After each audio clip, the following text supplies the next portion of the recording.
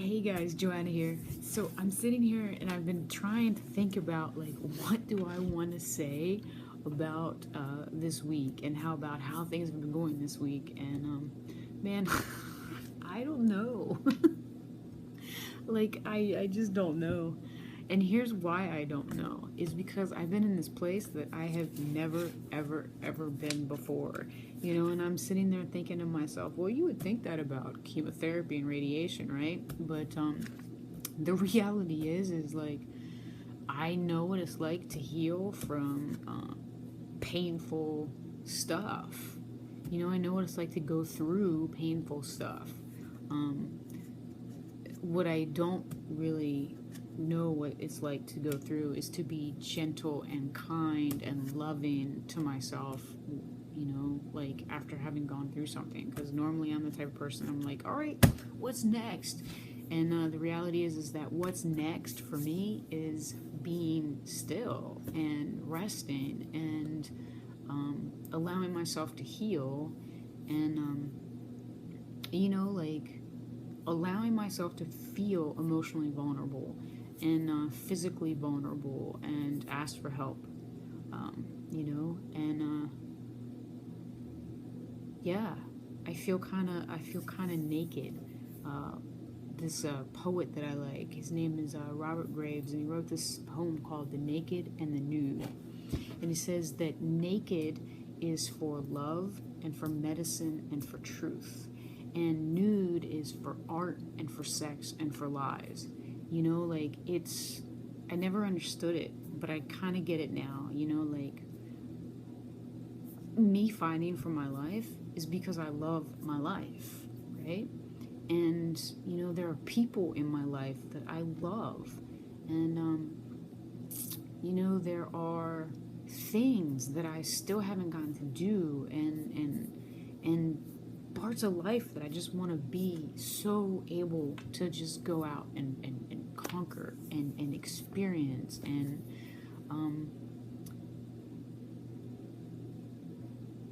so like I've been completely naked for a long time, and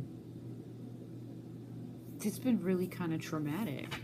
And this whole healing piece has been interesting, because like I'm the type of person, I'm like, yes, things should be moving forward now better than ever, right? And the reality is it's taken a while, because like today was the first day that I left my house to go someplace, and I had my little Darth Vader mask on, and my face all covered up so that I wouldn't get anything. And I'm still using my pillow, but right this minute I'm actually sitting down, and like I've only been able to like sit like all of my weight on my rear end, um, for 3 days now.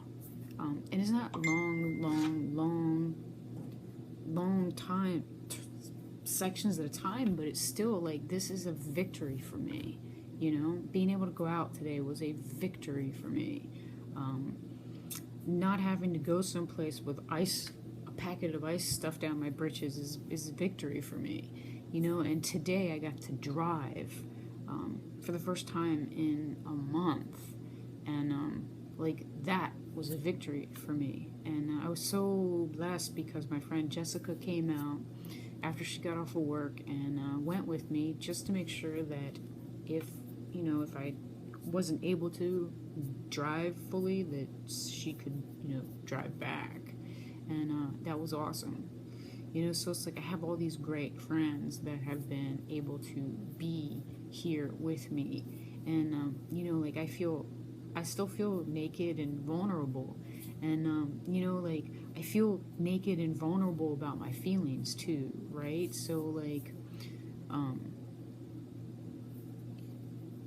I'm the type of person, and maybe you are like this too, like when you're so used to doing something that you can't do it for a short amount of time, in just a little tiny bit of time, like it's frustrating. um and and there then comes all this like self-doubt, like, well, what if this never gets any better? um and gets better and everything changes, and that's the thing that, like I have to remember, is like, yeah, I take it for granted, right? Like I took for granted sitting, I will not take for granted sitting anymore. Um, and I took for granted being able to drive. I won't take for granted being able to drive anymore. Um, and I took for granted like being available to help others, because I've always been available to help others. And right this minute, um, I can help others in a very, very limited way. And, like I don't think I will ever take that for granted again. Um, and like this whole vulnerability thing. Like, because not only am I physically vulnerable, I'm also emotionally vulnerable, and I know that it's going to take time for that to like come back, and that it will come back. That I won't always be so physically, so emotionally vulnerable, and so like I don't really want people to see me being vulnerable. Um, but the reality is like I'm really strong, you know, and and strong people experience vulnerability too, and that this is just something that it'll pass, you know, and like when I figure out whatever the next thing is, um, then there'll be something else to be vulnerable about. It's like um, when you are in a relationship for a long time and then you're suddenly not in a relationship, like then you're vulnerable because it's something new, and you still have to go through the process of all of your feelings that you had about the relationship. And it's the same thing, so like I wasn't feeling well, I went through all the healing stuff, and now I have to go through this, and now I have to like really sit and be like, okay, so what's next, you know and just let the stuff bubble up, and knowing that the stuff that's bubbling up is not going to kill me. In fact, if anything, it'll probably make me stronger and more courageous and more grateful, um, and probably, hopefully, more considerate of other people. Yeah, I think it probably will make me more considerate of other people, and hopefully, other people don't think I'm being weird just because I'm being considerate.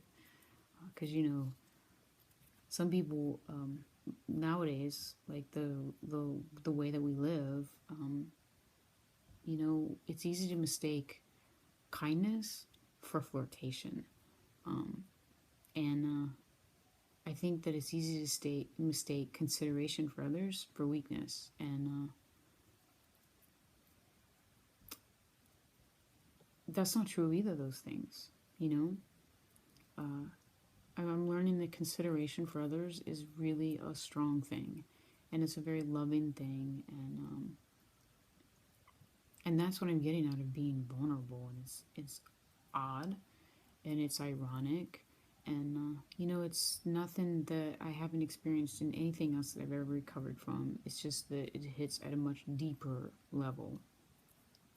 So I don't know if that was helpful. But I'm certainly feeling very retrospective. And, like,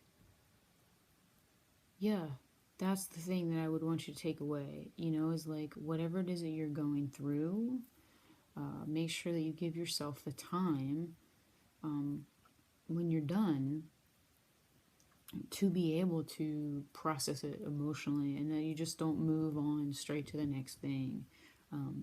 That when you're in the middle of it,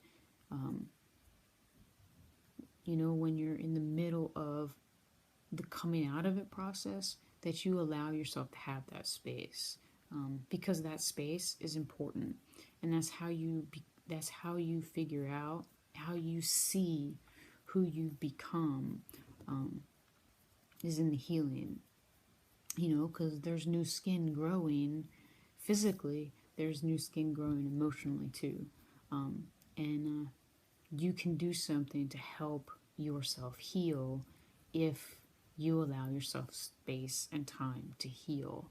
So, have a great day, and I will talk to you later.